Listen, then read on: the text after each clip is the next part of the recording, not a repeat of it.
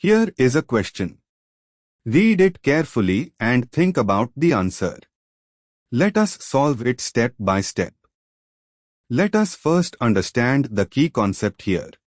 When a molecule bears both a thioester, Sc, is equal to O, CH3, and an ester, OC, is equal to O, CH3, on adjacent carbons, treatment with hydroxide, O selectively hydrolyzes both groups, but the thiolate, Rs, generated is a much better nucleophile than the alkoxide, Rho, generated.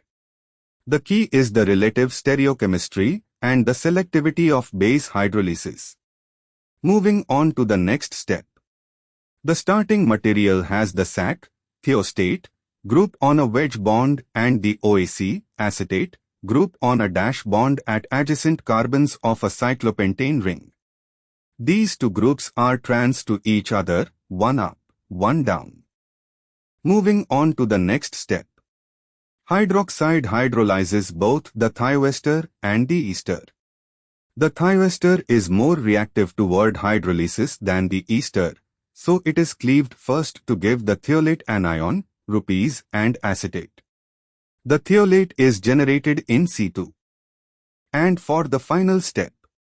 Once the thiolate is formed, it could potentially attack intramolecularly.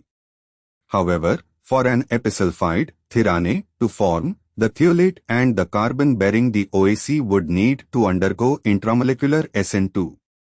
For intramolecular SN2, the thiolate must attack from the back side of the COC bond, requiring an anti-trans arrangement.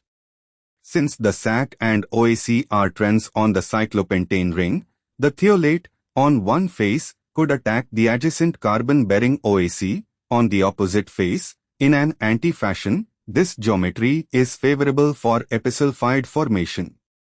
Actually, looking at the answer being B, the reaction proceeds by 1. O hydrolyzes the thioester to give free thiol thiolate and hydrolyzes the ester to give the alkoxide alcohol. Both groups are simply hydrolyzed without intramolecular cyclization, forming a net retention or inversion. The trans starting material gives a specific diastereomer of the product.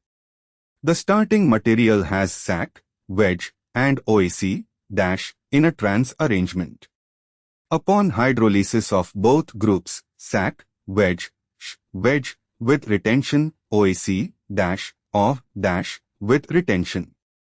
This gives Sh on wedge and O on dash on adjacent carbons, which corresponds to the trans-diol-thiol product shown in option B.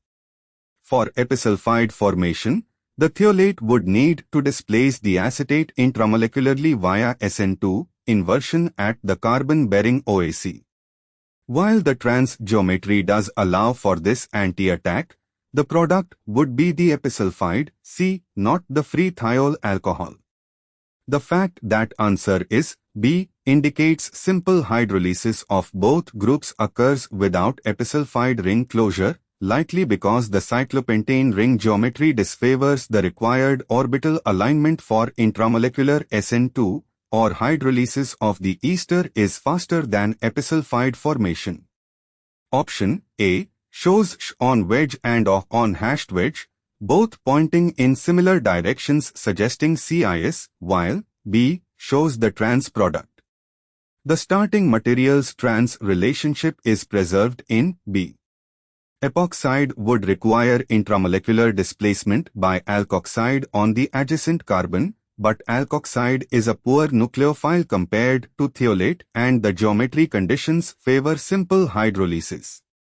Conclusion: both ester groups are hydrolyzed by HO, with retention of configuration at each carbon, giving the trans-2-mercaptocyclopentanol product shown in B, where Sh is on the wedge bond and O is on the dash bond. Therefore, the correct answer is B. Therefore, the correct answer is option B.